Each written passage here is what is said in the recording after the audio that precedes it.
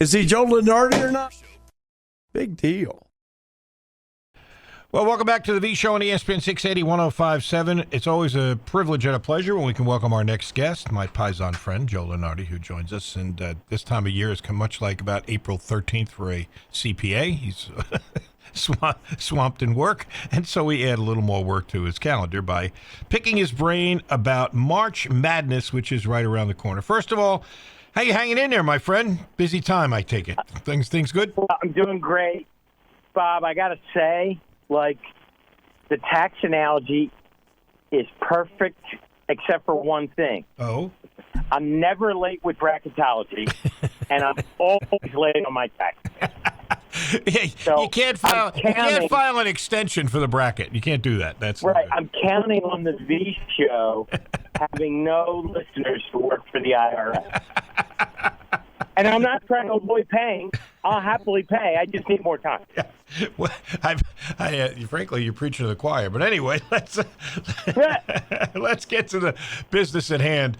The first questions are obvious ones for our local listeners, and that is, where are you projecting Louisville as a seed, and how secure are they there? How much could they possibly go up or down in these last couple of weeks of the regular season? Yeah, they're in, great shape. If we had this conversation, I don't know, on November 14th instead of February 14th, and said, look, you're going to be chasing your 20th win this weekend and be 12-2 in the ACC, coming off last year, we would have had a parade, right? No doubt.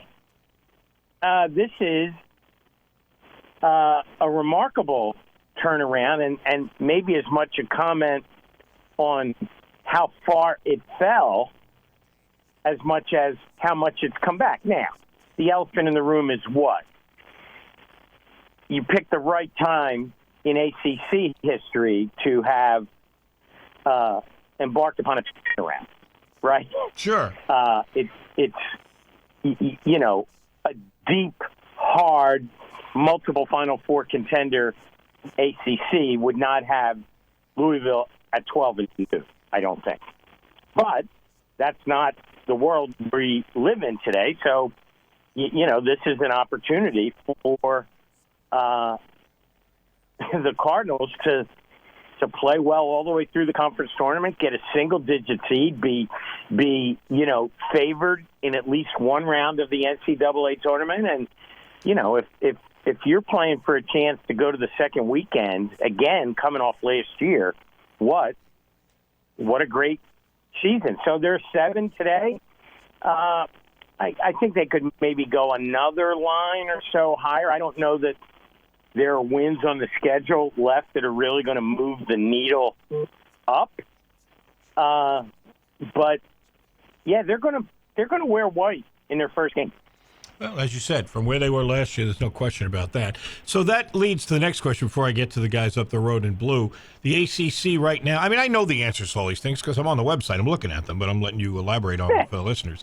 You've got the ACC with 3 teams in. Right now, it's hard for me to see a fourth. SMU maybe got a chance. Is there anybody else who can squeeze in there? A huge bubble game Saturday, SMU and Wake. They're both living in the first 4 out group. It's just hard for me to imagine a world in which 3 out of 18 ACC teams make it, and 14 out of 16 SEC teams make it. Well. I know the SEC went 14-2 in its ACC challenge, right? But the difference between 14 bids and 3 would be like the difference between me and Saquon Barkley. I don't know about that. You can hit the hole pretty well. If you get a little low crease, you can break one. Yeah, I'd be fine with everything but the hit part. Yeah, that's no fun. Yeah, absolutely. All right, so one last question on Louisville before we move on. How much, because you have a lot of experience talking to the people in the positions of authority that make these decisions, and I've heard them say, they don't treat the conference tournaments just on a game, just like any other game. But how much can you help yourself in the conference tournaments? Is there much of an opportunity, or are they telling the truth? It's just another game to them. I think for the most part, they're telling the truth, and that is a philosophical difference that I would have if I were sitting in the room. Meaning, I would value March games more than November games because, I think one of the goals of coaching is to have your team improve over the course of the season, right? And a team playing better today than 3 months ago today is probably a more dangerous potential NCAA tournament opponent. That's just me. But, they seem to weigh it differently. And I guess ostensibly that's a bit of a bone to the mid-majors who play a lot of their, when they do get power conference opponents, it tends to be in the November type tournament. Right. And, you don't want to discount that. I just kind of disagree with that line of thinking. But my job is to forecast what they're going to do and not inject my own opinion. So I try not to be overly impacted by conference tournament games. Yeah, I another friend of probably both of ours, certainly he's been on our show, my friend, Mel Kiper Jr. I've often said that to people, and I don't mean to speak for you. Neither of you guys need anybody speaking for them, but I've said, hey, when you watch them do their job, they're not trying to tell you what they think. They're trying to tell you what the people in the positions that make the decisions are thinking. Mel used to say that all the time. He's I'm trying to simply tell you how I think the NFL general managers view these guys and where they're going to go. And I know you've told me many times the same thing. You're not in there saying, well, I like this team, I don't like that team. You are using your experience talking to these people saying this is what they value. They value these things sometimes more than the others. And that, I first of all, I don't know that you need to comment on it because I think that's accurate. But in addition to that, how much have what they value changed over the years since you've been doing this? What things are more emphasized and what less emphasized? Well, there's no question that, if we could build a graph and show certain factors that have risen in importance or decreased in importance. I mean, we used to talk a lot more about schedule strength. Now that's kind of baked into the net, which, 6 years ago replaced RPI. We used to talk about top 50 wins, and now we have quad 1, quad 2, et cetera. It was and is a fluid process, a dynamic process that I think kind of reflects the human elements of the folks in the room and what they change over time. And let's be honest, Bob, there are a lot fewer ex-coaches, athletic directors who were coaches who are on the committee now. We have more administrators. Right. And I'm not saying that's good or bad. It's not my job to say good or bad, but it is my job to notice that it's different and try and factor that in to the work that we do. All right, Joe Lunardi with us here on, who's the first guy to call you Brackets, by the way? But I'm just curious who gave you that nickname. Do you know? Allegedly, Mike Jensen from the Philadelphia Inquirer years ago called me a bracketologist, but there used to be an anchor here at ESPN, Josh Elliott, who moved on to Good Morning America. He was the first one to call me Joey Brackett. So, my only wish is that all those letters can fit on my tombstone. Let's not get ahead of ourselves, shall we? Joe Lunardi. Well, I'm not saying today. Well, yeah, let's hold off on that. Joe Lunardi's with us here. Yeah. Let me ask you about the guys up the road. Well, where Kentucky's had some good wins. They've had some That league is so brutal. I don't, you got to factor that in with some of the losses they've How had. do you not lose games? Yeah, I mean, it's like being in the NBA. I mean, that's why I tell people, college basketball people look at like college football. College basketball is more like the NBA. The best team in the NBA has got 10 losses, or 9, I guess. I mean, so they lose games. So, I mean, that's the way it is. And if you don't, Rick Barnes had his game last week, and that's what he told me. He said, look, in this league, you really have got to preach. Let's not get too high or too low because, as Dean Smith used to say, if you make every game life and death, well, for starters, you'll be dead a lot because that's the way that league is. So where do you? Yeah, I heard a really good line. I don't know if it was him or, a really easy league to lose in and a really hard league to win in. That's good. I like that. Where is Kentucky? Again, I have it in front of me, but I'll let you tell people. And what's the possibility, given how many big games they still have? Could they go up much or down? What are you looking at there? Yeah, they do. They moved up to a 3, 11 overall after sweeping the Vols, right? I mean, that's a pretty good feather in your cap. Yep.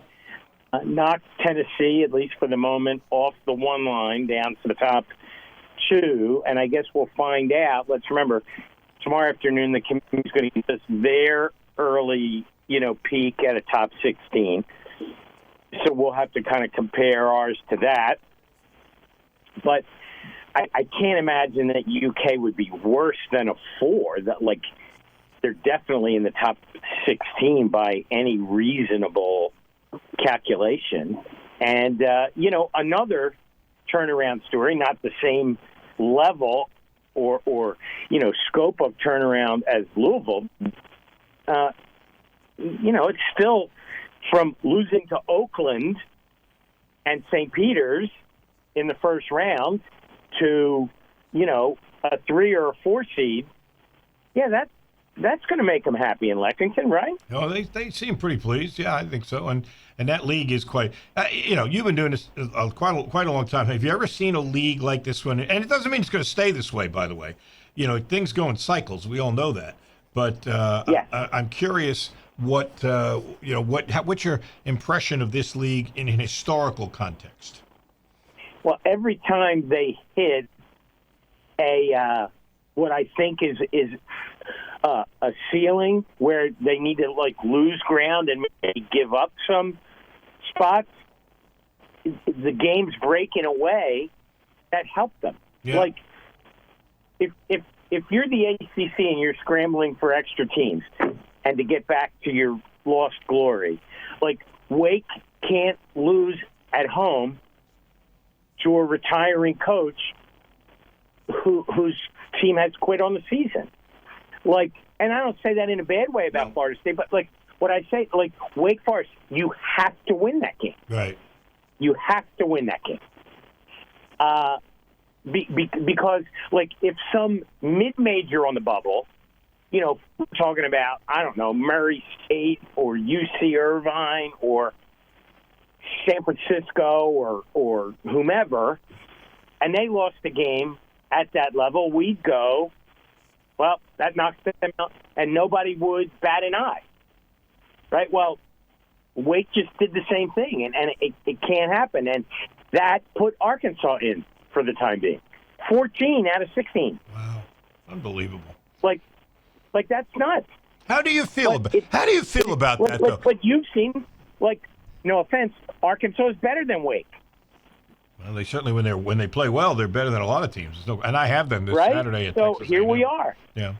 Well, go back to that. I want to ask you about that. How do you feel about a league getting 14 teams in? Do you have any reaction to it? I hope it never happens again. If that's what happens. I mean, look, yesterday's bracket, 29 of 37 at-large spots went to 3 leagues. Oh, boy. The SEC, the Big Ten, and the Big 12. That leaves 8 spots for the rest of America. Wow. Okay? And that rest of America includes the ACC and the Big East. Yeah. So, how do you think they feel at St. Mary's or Dayton or Villanova even or wherever? Yep. It that seems out of balance to me. Yet it's pretty hard to argue with the on-court performance of the SEC this year. Like, remember this time last year, the story was, the Big 12 is gaming the system. Yeah. The Mountain West is gaming the system, et cetera, et cetera. Well, they're not gaming anything. They're just flat out good. Yeah, I agree. I absolutely agree with you. I don't think I've got very... Oh, I know. One last question as you were bringing it up. It triggered it, and then I promise we will let you go to one of your other 5,000 commitments today. When they come out with the committee, their first, release of who they've got in their top seed spots, does it influence how you put yours together? Because again, as we've talked about, you're trying to get in their heads. Does it influence you? Where you say, "Oh, I didn't think they would put that team that high," and then you adjust yours, or how do you approach the information they give out? Yeah, it's my least favorite moment of the regular season. Really? Wow. Yeah, because I have to adjust to them, even if I think they're wrong. Right. Which sounds arrogant. No, it makes sense. Right? But, like, if this was geometry class and you were the teacher and you gave me the answers to the first 16 questions of the test, I would have to take that into account. Right? Right?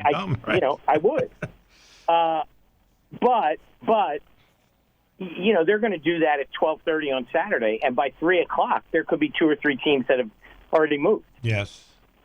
So I'll take it. I will take it into account and know that there's probably another 1,200 games that are going to happen between that and the one that matters. My friend, it is always a privilege to speak with you. Thank you so much, and you know it. We will put our special no IRS listeners filter on. We have that now. Technology is amazing, so you're safe. That's right. Just yes. Not Joe. That's my twin brother Frank who's late. Travel safe. Thank you, buddy. Robert. Be well. Take care. Bye bye.